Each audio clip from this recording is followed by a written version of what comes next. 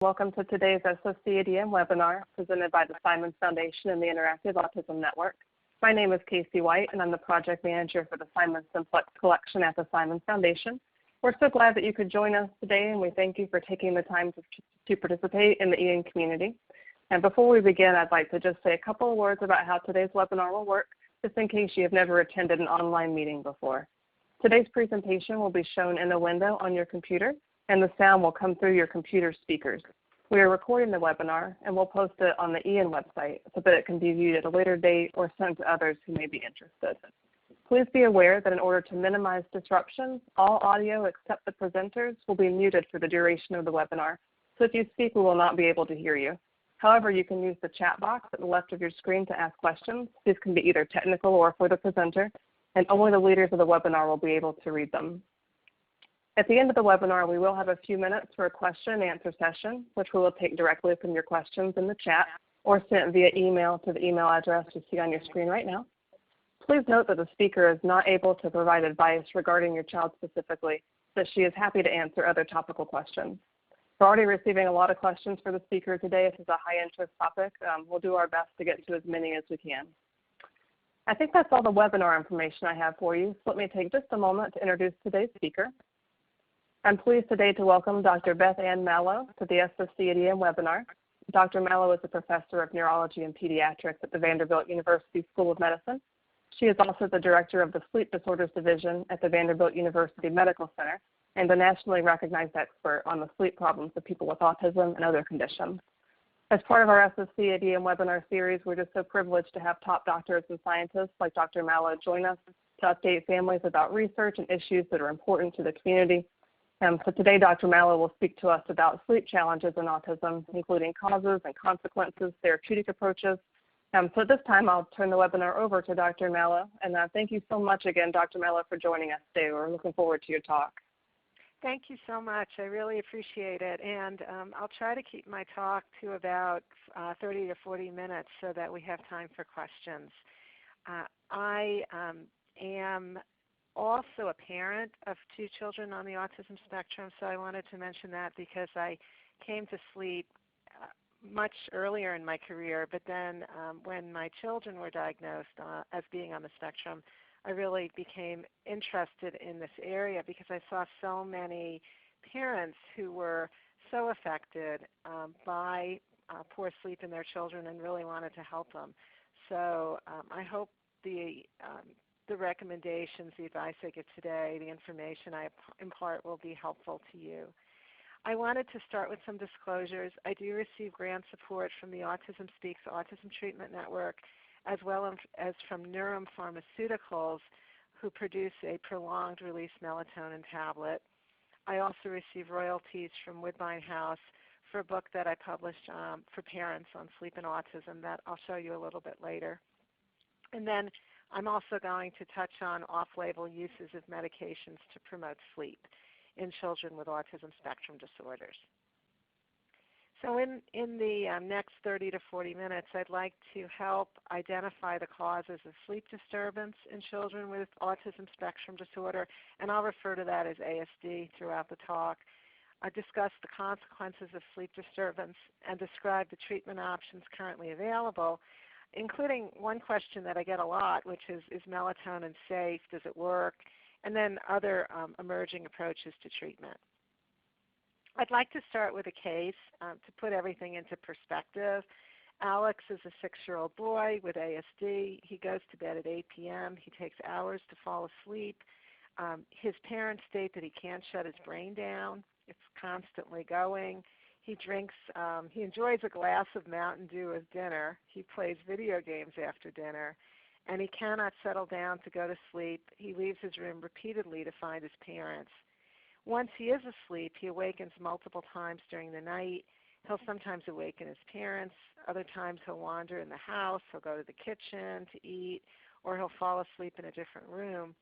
And in the morning, it's nearly impossible to awaken Alex for school. As you can imagine, his parents are pretty exhausted. They're very overwhelmed. And then Alex is having a lot of trouble at school. He's described as being hyperactive and the teacher considers him to be disruptive in terms of his behavior. So there's a lot going on with this family, and I hope to walk you through some of the things that may be going on with Alex and some of the things that we can help, including, as you'll notice from the slide, a lot of simple behavioral measures such as reducing caffeine and minimizing video use. So sleep disturbance in ASD is very common. And if you look at the sleep community, we've identified autism and ADHD as two primary areas to target interventions. And as I've just mentioned, poor sleep impacts not only on the child's health because they're not getting a restful good night's sleep, but also on their daytime functioning, their behavior, and as well on parents and the family. It's important to realize that sleep disorders are very treatable. They're highly treatable. But the challenge is we still need to develop evidence-based standards of care for how we're going to surveil or identify sleep disorders in our children with autism, how we're going to evaluate in an appropriate way, and most importantly, how we're going to treat sleep disturbance in this population.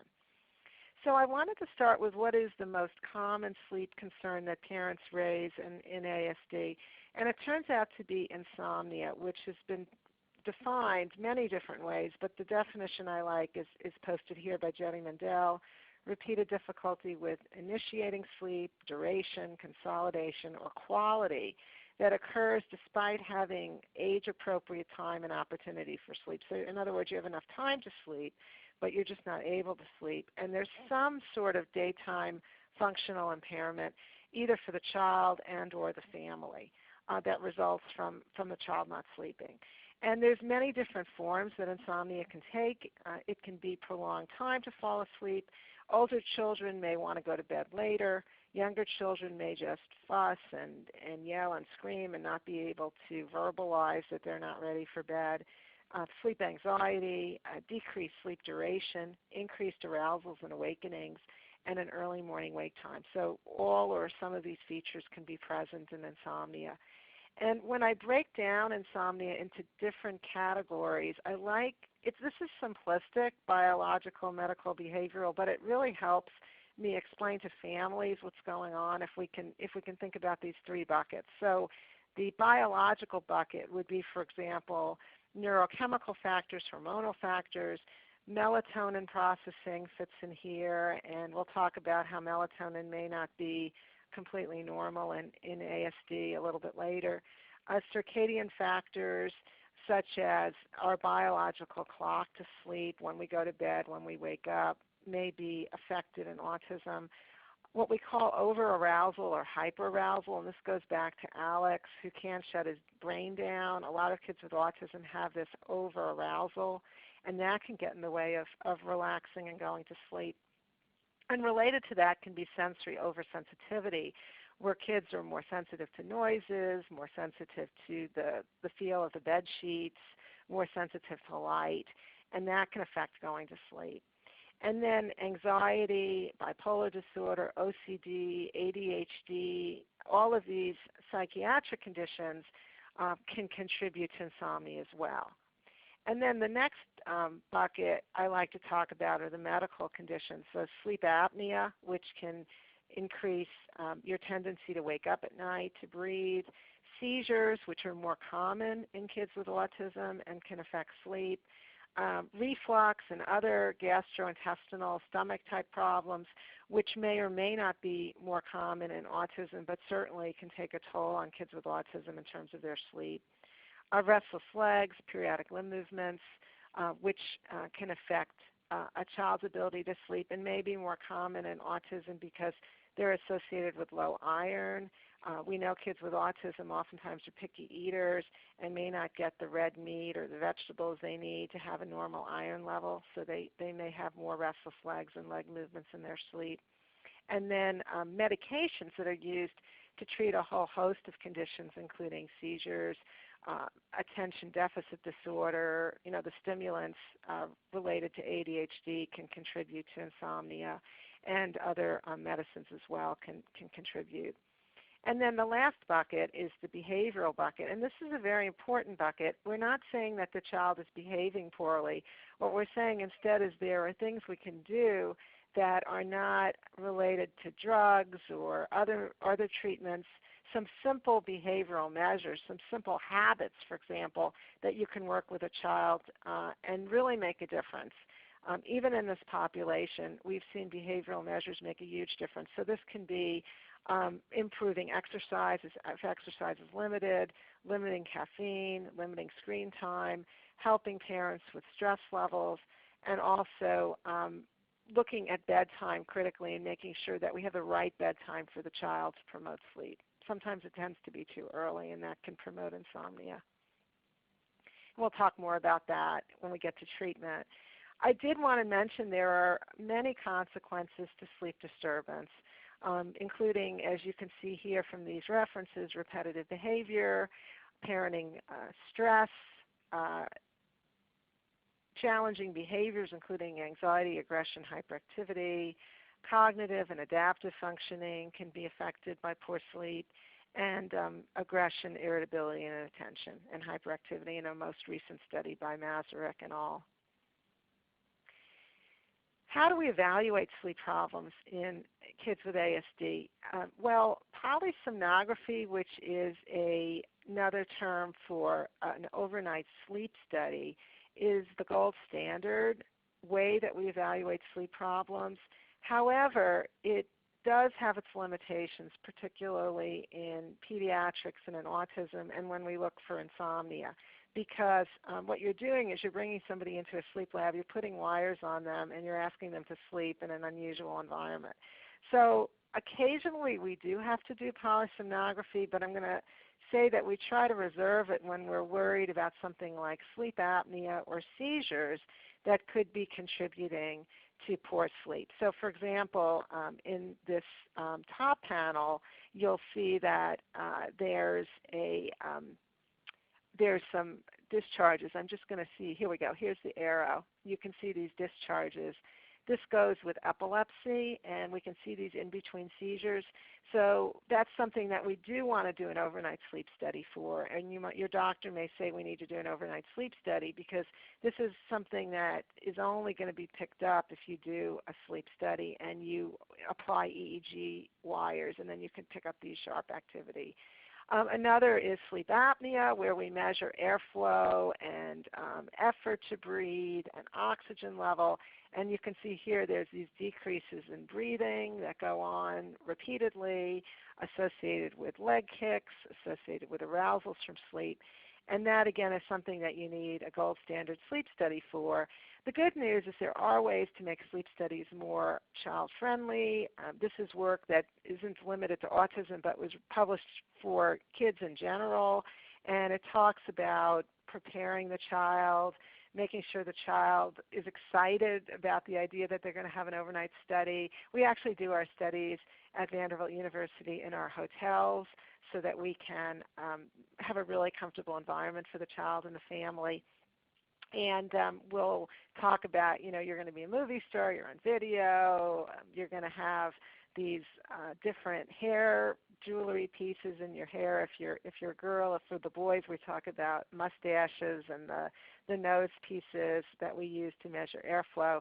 And it works a lot better in higher functioning kids who have more language, but basically we do our best to work with the families, and also having very trained techs who are very sensitive to the needs of our kids makes a big difference too.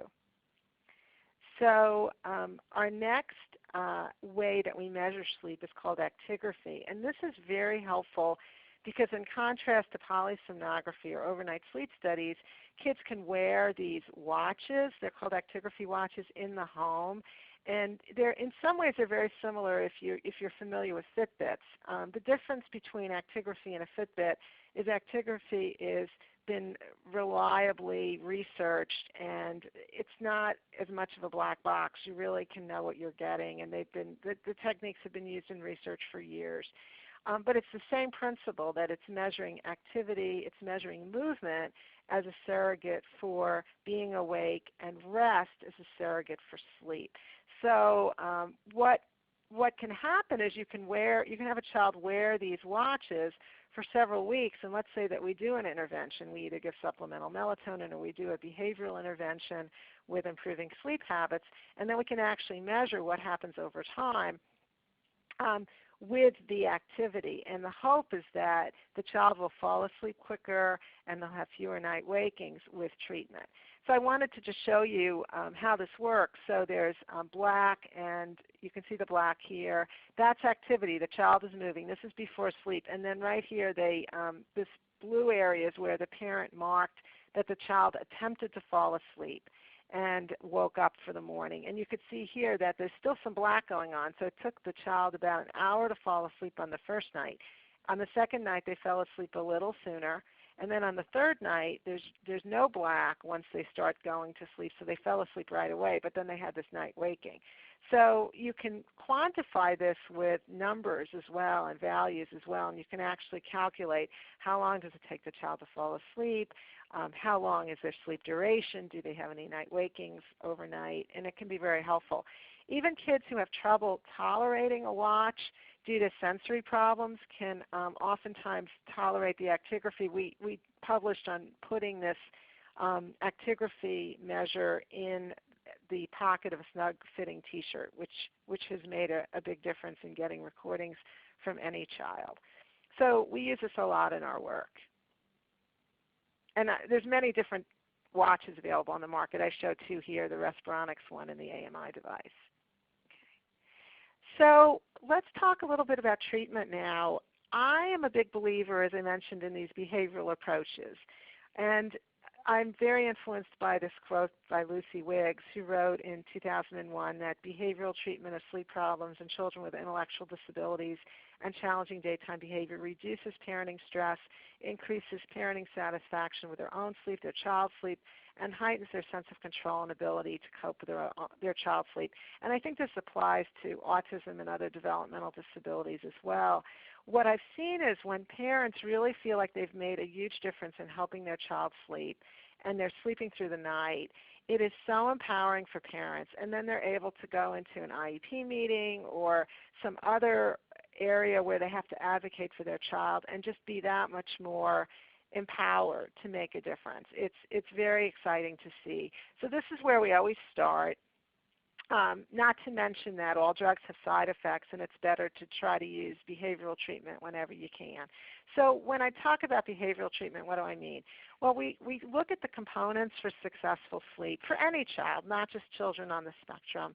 And we think about not just what happens at bedtime, but what happens during the day, what happens in the evening, what the sleep environment looks like, and what kind of a bedtime routine there is. So basically, sleep hygiene is a term used to describe a person's daytime and evening habits that contribute to successful sleep. So we actually developed a questionnaire. It's called the Family Inventory of Sleep Habits, and it's published. And what it is it's 12 questions that get at the fundamental things that a child is doing during the day and in the evening that may affect sleep. So we ask about exercise, we ask about relaxing activities, we ask about caffeine, we ask about the environment the sleep is in. Is it dark? Is it quiet? We ask about the parent interacting with the child at night as well. And we use this as a guide. So based on what the parent says, we can focus on specific areas to focus on. So for example, let's say the child is getting a lot of exercise, but they're engaging in exciting and stimulating activities before bedtime. We can focus our conversation with the parent in clinic or in our research studies to focus on reinforcing that it's great that they exercise, but let's also look at the stimulating activities before bed and see what we can do to reduce those. And then the timing of sleep, the amount of sleep, and the regularity of sleep are also very critical. There's something called a forbidden zone, and the best way to explain this is to say that this is where sleep is forbidden, so to speak. And let's say that you normally go to bed at 11 o'clock at night. I'm talking to the parents now. and you have to catch a plane in the morning, and you have to be at the airport at 6 a.m., which means you have to leave your house at like 4 or 5 a.m.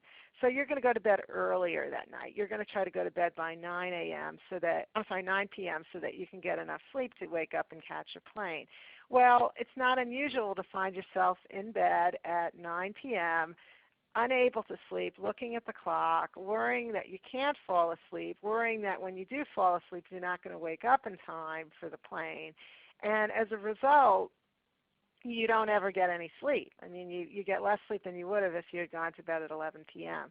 And the lesson here is that for our kids, we just have to be sure that we're putting them to bed when they're ready to go to bed. And what happens oftentimes is an hour before our natural bedtime is when we're most awake. And that's shown on this graph here. There's two different drives to sleep. And basically, as the day goes on, we become sleepier and sleepier. That's this homeostatic drive to sleep. But what keeps us from falling asleep, let's say while we're eating dinner, is we have this other drive, the circadian drive, which is this solid line. And that kind of gives us that extra bump, that second wind. And that makes us more alert. So when you combine these two graphs, here's alert, here's sleepy, you have this bump, this forbidden zone, about an hour before your natural bedtime.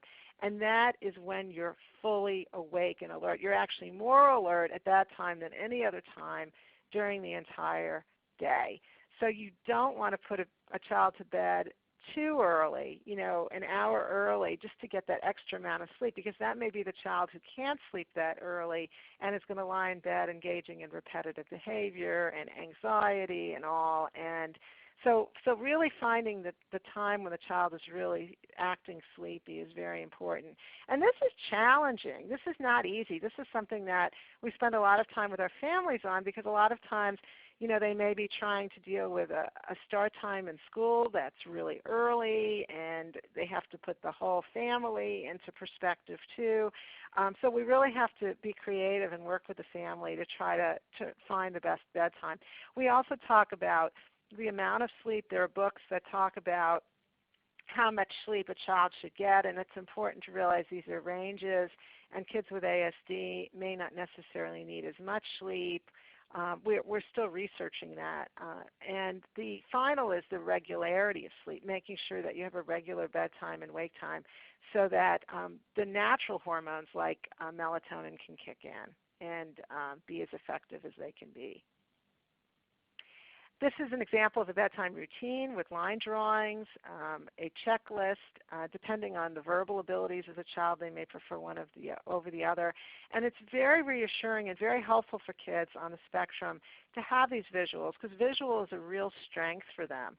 And to be able to go from area to area, you can use Velcro, for example, and to be able to move the different icons around and go through the routine. And it's very predictable too. So in addition to visual, it's predictable. And a lot of our kids really like that predictability. And the checklist can be used as well. So we try to construct these for parents. And then even children with limited verbal skills, this is an example of a bedtime routine where actual objects were used rather than words and photos and icons to make a bedtime routine. And this can be very effective.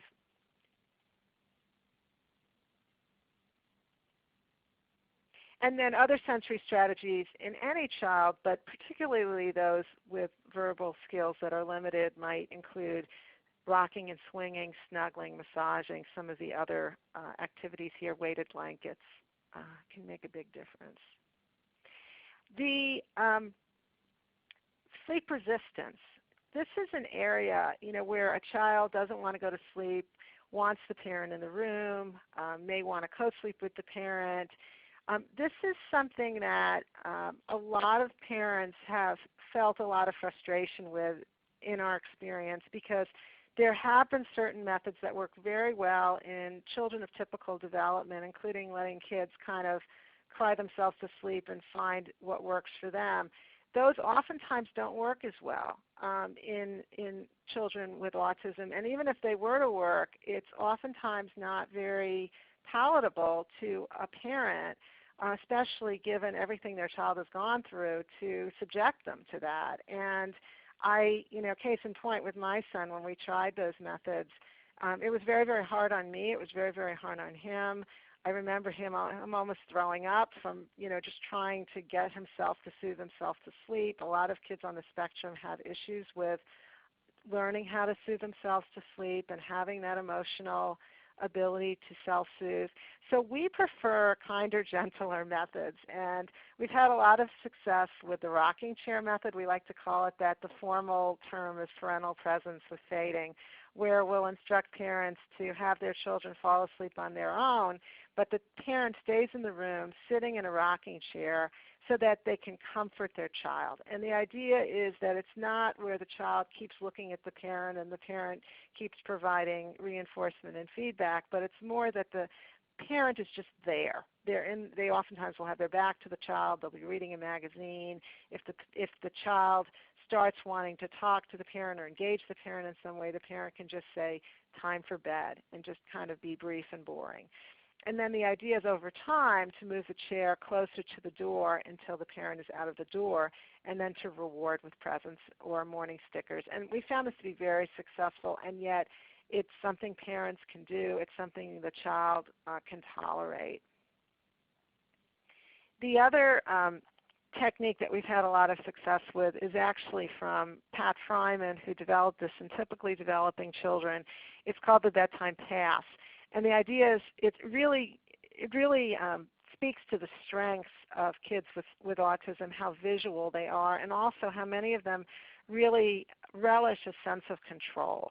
So the idea is you have this pass. It's a laminated card, and you can custom make it to what the child likes. So if they like dinosaurs, they can have dinosaurs, teddy bears. You can really make it whatever you want, cartoon characters. And they basically take this pass and they hold on to the pass. And we wrote a story that goes with the pass that explains how we use it. And basically we explain to the child that people need sleep. Sleep is good. It helps you do better at school. And then what we do is we introduce the pass and we say, here's a pass. My parents will give it to me when I go to bed. It's like a ticket. If I need something, I have to trade in the pass. So if I need a drink of water, a hug, anything else that kids are going to keep asking their parents for to stall going to sleep, they have to turn in the pass. But if they keep the pass and they stay in bed all night and they don't get out in the middle of the night, because that would be another reason they'd have to give up the pass. If they have the pass and they go to their parents' room, they would give up the pass. If they stay in bed all night and don't give up the pass, in the morning they can trade the pass in for something special. And it's interesting because when I tell this story, a lot of people say, well, are you bribing the child? What are you doing? And really I don't think it's that at all. I think it's helping deal with anxiety. And I say that because when I did it with my child, my son, it took a few nights. He would find us, give up the pass, and we'd try again the next night. But when he finally slept through the night and went in the room and he still had the pass in the morning, I said to him, this is great. How you did great, and what happened, and and I said, and I thought he was going to say, well, I held on to the pass so I could get a reward, but he said, oh, I held on to the pass because I was not scared. So for him, it was that kind of crutch or that concrete thing that he could use to kind of get him through the night. So we use that a lot in our work. It does require a certain level of verbal skills, and I recognize that. We have other techniques as well that if children don't have that level of verbal skills that we can employ. A lot of the techniques that I brought up are in these toolkits that have been published by Autism Speaks and the Autism Treatment Network. They're available online. You can search for Autism Speaks Toolkit and download these for free, and download including bedtime passes and visual schedules are available. And then I just wanted to mention we have done a study using many of these techniques. We've also published on them in this book, Solving Sleep Problems in Children with Autism Spectrum Disorders, a guide for frazzled families. And what we did is we did a two-phase study. We actually handed parents a pamphlet that had all this information in it, or we randomized parents to either two 2-hour sessions in a group setting or 1-hour session in an individual setting with a trained educator. And then we looked at sleep and behavioral measures at baseline and 1 month post-treatment. And we did pretty much all of the things that I mentioned already in our educational sessions. And what we found was the time to fall asleep, it's called sleep latency, is measured by those watches, the actigraphy watches. You can see blue is baseline, red is treatment. It fell significantly in parents who either got the parent sleep education in a group setting or in an individual setting, and both were fine. Individual and group setting did not differ. But compared to those who got the pamphlet or didn't get anything, they didn't do as well. So, we concluded that parents really needed some sort of coaching in addition to verbal materials, written materials, in order to really help them. And we also found that when we provided this education, that we saw improvement on all the different parent reports, on the Children's Sleep Habits Questionnaire, which gets at insomnia. Repetitive behavior improved, child behavior improved, especially in attention and anxiety. Pediatric quality of life improved, and the parenting sense of competence improved. How well parents felt they were doing as parents also improved. And then we're looking now to see how can we test these behavioral interventions in more novel ways. So can we come up with an internet-based intervention, for example? The reason we wrote the book that I showed you was to go beyond just a simple pamphlet and give parents some self-study tools that they could use. And then we're also looking at how these behavioral interventions might integrate with medications, looking at expanding our work to adolescents and young adults, and also looking at whether the response to sleep education might somehow be associated with autism itself and the autism phenotype. And that actually brings me to a paper that was done in the Simon Simplex collection looking at genetics, and it asked the very interesting question: if you cut down on the heterogeneity in a phenotype, meaning if you kind of isolate out kids who have more speech problems or more repetitive behavior or something else, can you actually try to find the gene for autism better? Because as everyone probably is aware, finding the genes for autism has been very complicated and complex. So we're very interested in, if we look at sleep, if we look at the kids who have insomnia, if we look at the kids who maybe don't respond to these behavioral measures but continue to have problems with sleep, can we learn more about autism itself and genetic subtypes? So that's something that our group is very involved in. My colleague Olivia Veach and I are working on at Vanderbilt. So I want to just in the last few minutes touch on pharmacologic treatment. I mentioned melatonin. So there are kids who do not respond to these behavioral treatments. We're not sure why. It may be genetic. They just may have a more severe form of a sleep problem. Whenever possible, we always recommending using medicines that would treat comorbidities. So in other words, if you need to go with a medication as well as a behavioral therapy, try to, what I recommend to physicians is if the child already has seizures or anxiety, we try to tailor the medicine that we use for sleep to whatever is going on with the child, because that minimizes overall medications, which is always a good thing. And we always start at low doses so that we could avoid excessive sedation, any side effects. And it's important to realize there are no Food and Drug Administration approved drugs for primary insomnia in kids, let alone kids on the spectrum. Melatonin has been studied more than any other drug. I also wanted to point out that at Vanderbilt we've published on the use of gabapentin with success. There are lots and lots of other medicines that are out there to use for insomnia, and it's concerning because a lot of them have a lot of side effects. For example, the atypical antipsychotics, I wouldn't want somebody to go and put a child on these for sleep because they have so many side effects.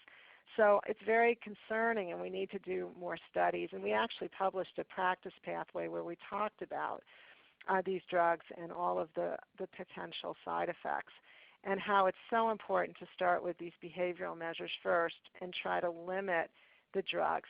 So this is the melatonin, has gotten a lot of press. It is relatively benign.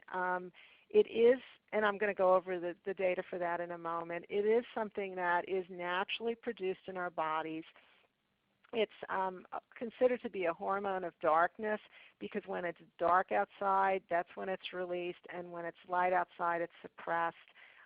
It's also a sleep substance and inhibits the drive for wakefulness, and it does what we call stabilization of circadian rhythm. So that biological clock where you go to bed and you wake up at a certain time, melatonin can help promote that cyclicity. And it also plays a role in cancer prevention and strengthening immune function. I think this is important because sometimes you'll read that melatonin can affect the immune system or can cause cancer. It actually has been shown to do the opposite. It's very beneficial. It scavenges free radicals, which are these chemicals and substances that are all throughout our body. Chemicals can cause them, toxins can cause them, and it kind of scavenges them and picks them all up and gets rid of them. So it can be very helpful. It also may act as an anxiolytic, so it decreases anxiety. It helps the child who's hyper-aroused, and this may be why it works so well for sleep. Because it does those different things. And then this is just the pathway that it's synthesized from serotonin, and it's broken down to 6-sulfoxy-melatonin in the urine. And so does melatonin work? Is it tolerated? So there have been 3 major reviews of the literature on ASD, including trials where kids were randomized and the clinician and the parent didn't know what they were on. And they really, all of the literature has documented consistent improvements in falling asleep. We call that sleep onset insomnia, with minimal adverse effects. Drowsiness, bedwetting, dizziness, headache, diarrhea have been really the worst, and when you stop it, these effects go away. In most of the time, melatonin was given 30 minutes before bedtime. We did a study of 107 kids with ASD at Vanderbilt, ages 2 to 18 years, and we saw that melatonin improved sleep in 85% with minimal effects. And we did a prospective study going forward to find the right dose, and all 24 children in the study responded to pretty low doses, 1 to 3 milligrams, and it was this Natral brand. And the reason I say Natral, as I said, I don't receive any funding from them, but they did partner with us when we did this trial, which was an NIH trial, so we had to get their records and submit them to the Food and Drug Administration, and they were very helpful in submitting them, and the Food and Drug Administration felt this was a brand that was safe to partner with and do the trial, so that's why I mentioned them. The other is to realize there is a prolonged release melatonin preparation that's under study right now. It's a mini tablet, so it's the size of a cake sprinkle, so kids with autism can swallow it. When you do any sort of prolonged release drug, whether it's melatonin or anything else, you have to basically take it intact. So if you crush it, or if you try to make it into a liquid form, you lose the prolonged release activity, and it will only be released, at night and work for a few hours. And what's nice is here's the prolonged release working all night.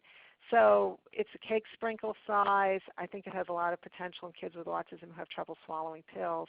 And as I said, it's under study right now. And then the other area is, is melatonin safe? There have been some reports in the literature of safety issues. The biggest concern people have stated is that it is a dietary supplement, so it's not regulated by the Food and Drug Administration. And this is where I would just say, yes, you have to be very careful. You have to read the label. You have to make sure you're not getting something else. I don't like the idea of putting it in brownies, as people have heard about here with the lazy cakes. I don't think it's a great idea to combine it with chocolate, as shown here, because chocolate has caffeine and can interfere with sleep. And we always have to be very careful about contaminants. So people may remember many years ago, 20 years or so ago, L-tryptophan, which is a dietary supplement. There was a contaminant, not in the L-tryptophan, but in the whole preparation of it, that contributed to muscle wasting. So it's just important to have a reputable brand and make sure you stick with it. And that's one of the reasons that I talk about Natral, because it is reputable and the Food and Drug Administration has looked at their safety features. And then the other area that I think is important to touch upon is the reproductive function, because this gets a lot of attention.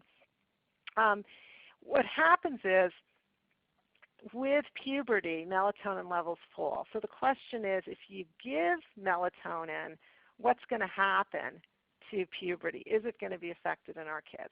So the first study I'm going to mention is the one with the 24 children with ASD that we did. We did prepubertal kids, so we didn't directly answer the question, but we did look at hormones, including estrogen, testosterone, FSH, LH, and prolactin, and we found that when we gave these kids melatonin up to 6 milligrams, there was no change in any of these hormones. So that was reassuring that the supplemental melatonin did not affect their hormones.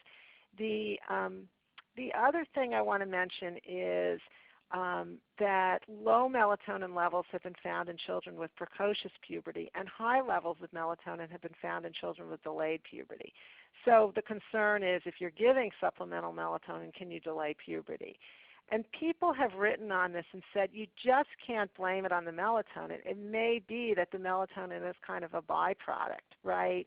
So there's other hormonal factors going on, for example, GnRH, which is gonadotropin releasing factor.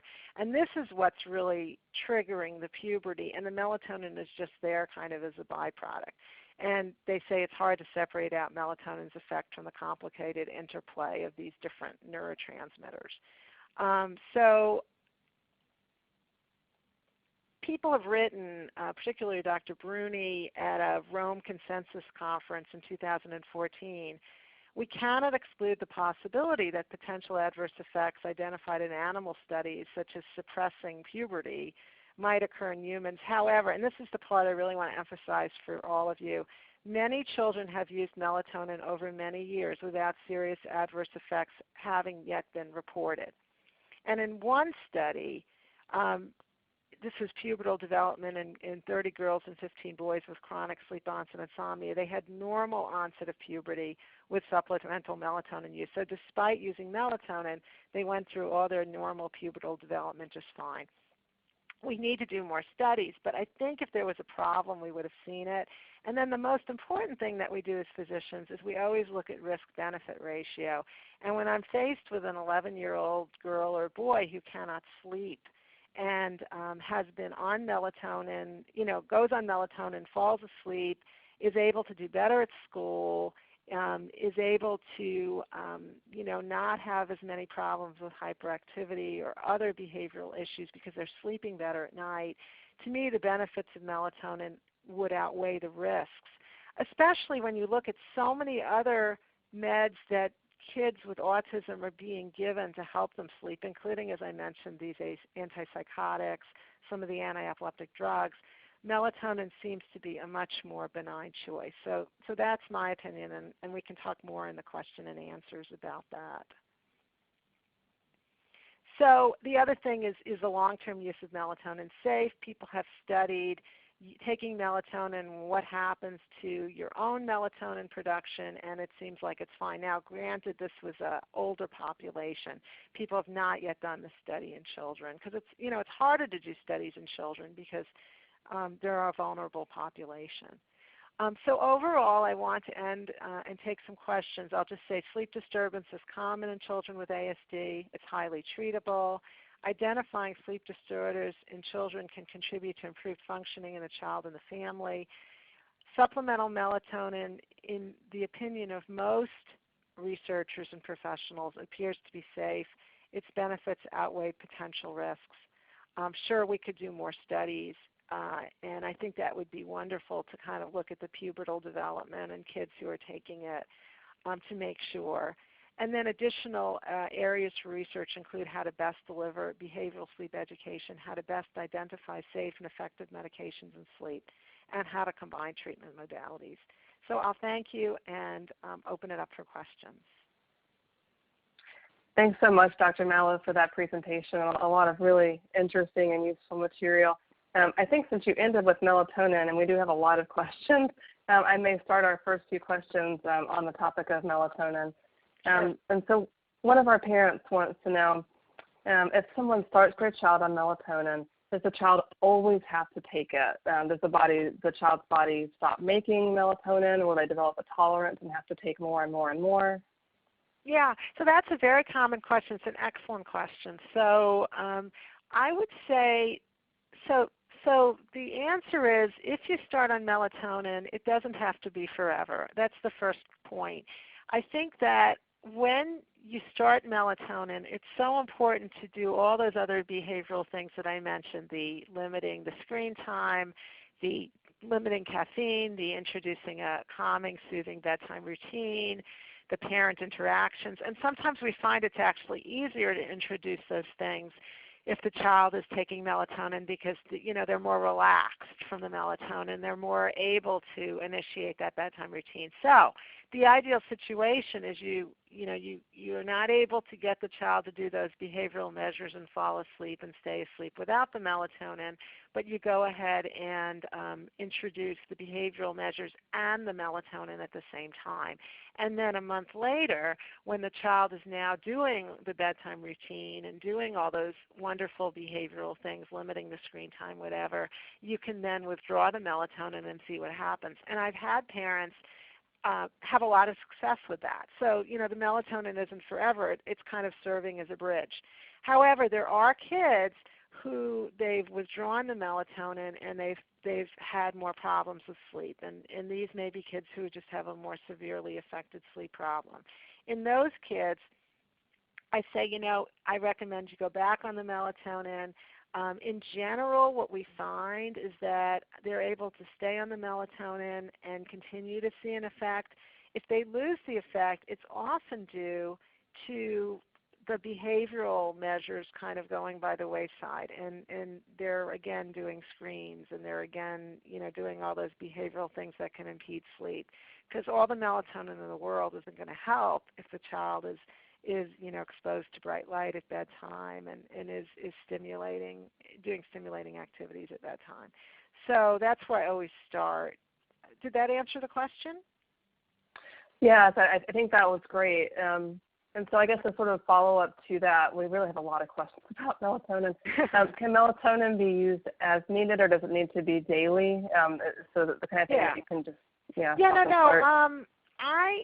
Generally, people use it daily because the sleep problem is daily. But if it's one of these situations, for example, I'll just give you an example. Let's say that the child does need to wake up early 1 or 2 days a week because they have a complicated schedule. They're in 2 different homes or whatever, and they have to get to a certain place at a certain time. And, they can't go to bed at 10 o'clock at night or 9 o'clock at night, and they have to be in bed by 8. Well, you can use the melatonin to help with that forbidden zone I showed. So that would be an example where maybe you would use the melatonin, twice a week or whatever. Or if they have to wake up for school every morning, you could skip the melatonin on the weekends and just let the child stay up a little bit later. We try to be careful and not have the child deviate too much from their routine on weekends, but that might be an example where you could forgo the melatonin. Sure. We also have a couple of parents wondering about if there is an age at which you should start melatonin, or if there are some kids that are just too young. There may not be a clear answer to that, given that it's not FDA regulated. Yeah, there's no clear answer. I would say normally I've actually started it as young as 6 months to a year, and I have not had side effects or problems. So I think it's relatively safe, and you could use a very low dose. But again, I really have always used the behavioral as my first line, and most parents agree with that. They want to try some of the behavioral measures first. So I've really only used it in that young period when the child had a severe sleep problem or the parents just were not able to do the behavioral. Sure. We have a number of questions that sort of relate to melatonin's impact on some co-occurring sorts of issues like hyperactivity or anxiety, and if melatonin may help with those things, or if these are really separate issues. Yeah, so there's a couple of things. One is that sleep in general tends to help hyperactivity and anxiety. We're not sure why, but we seem to need to sleep to calm the brain down, to kind of reset our brain, similar to, let's say, your computer. If it isn't acting properly, you shut it down and you start it up again. So we do definitely see that sleep itself, which melatonin promotes, can improve hyperactivity and anxiety. As I mentioned in my slides, I also think that melatonin has some anti-anxiety and some anti-hyperarousal properties. It tends to calm the brain down. So it may also have the side effect of helping hyperactivity and anxiety through those activities. And actually, if you look at the hyperactivity literature, the ADHD literature, there's a lot on melatonin and how useful melatonin can be in that population. So it's such a common occurring condition in kids with autism, hyperactivity, that I think we have a lot to learn from that literature. Definitely, yeah, that makes sense. I know you discussed in your slides too about the prolonged release melatonin that's currently being studied. We have a number of parents who are saying that their kids go to sleep pretty well, but they have a lot of waking issues, or that they wake up very early in the morning. If there are any particular medications or therapies that could help with that sort of behavior issue. So I mentioned the prolonged release melatonin. It actually is commercially available in tablet form now, although there are tablets that a child has to swallow, and I'm glad you clarified that. So there is this research one that's being studied that's the size of the cake sprinkle for kids who can't swallow. But if a child is able to swallow, Natrol and other brands make a commercially available prolonged release melatonin that may be worth trying. If that doesn't work, I would talk to your pediatrician. I mentioned a few things on my slides, including gabapentin, but I would talk to the pediatrician about safe medications that might be able to be tried that would really fit your child's needs. Got it. Yeah, thanks for that clarification. I didn't realize that there were other ones prolonged available, so thanks for that. I'm going to shift gears into some of the non-melatonin questions to make sure we have a chance to address those as well. We have a number of parents who say that their children have severe sleep anxiety type issues related to going to sleep, and if there are any kind of behavioral treatments or how they can sort of seek help with the extreme anxiety that their children experience. Yeah, so yeah, there are definitely behavioral. I think that caffeine and stimulating activities can certainly make anxiety worse. Calming activities can definitely help anxiety. Meditation, which you might think, how do I get a child to meditate or a child with autism to meditate? But using yoga, for example, has been very successful in calming some of these kids, even if they have limited verbal skills. And then I would say, in addition to those behavioral techniques to try to calm the child, that may be where really getting a developmental pediatrician or a psychiatrist to weigh in on the anxiety. I've had kids, only when their anxiety was treated did their sleep improve. So this is kind of an example of the buckets I was showing earlier, where you don't want to neglect a medical concern, whether it be anxiety or a GI problem or seizures or sleep apnea, because that is going to be oftentimes the key to improving the child's sleep.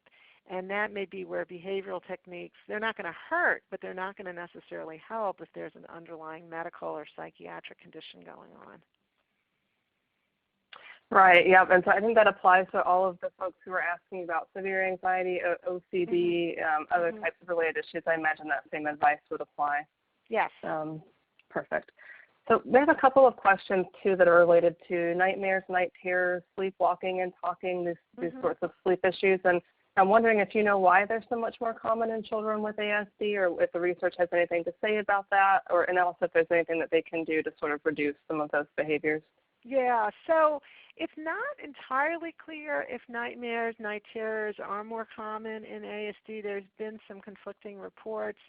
I do think that it needs more study, but it definitely would fall under that rubric of or that category of medical issues. So, for example, what night terrors are There's night terrors, sleepwalking, and confusional arousals, and they all go together, and they're kind of these attacks that a child might have in the first part of the night when they're in deep sleep. And normally we either stay asleep or we wake up, but in night terrors, you're kind of in between. You're like in this never land where you're half awake, half asleep, and it's genetically based.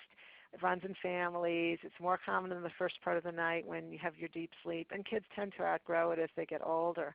And this is there's medications that are used for it. It has to be diagnosed properly. Oftentimes you want to do a sleep study, for example. You want to rule out sleep apnea, which can precipitate it. You want to try to capture an episode if you can, either in the sleep lab or by home video. And the idea is if you really can make that diagnosis, as a sleep specialist, when I make that diagnosis, I will treat with specific medicines, and it will go away. I mean, it's remarkable. It's so much easier to treat than the night wakings, behavioral night wakings that a child with autism might have.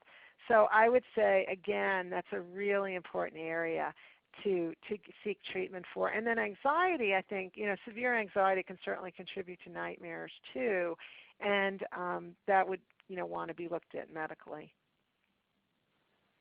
Definitely. Okay, yep, thanks.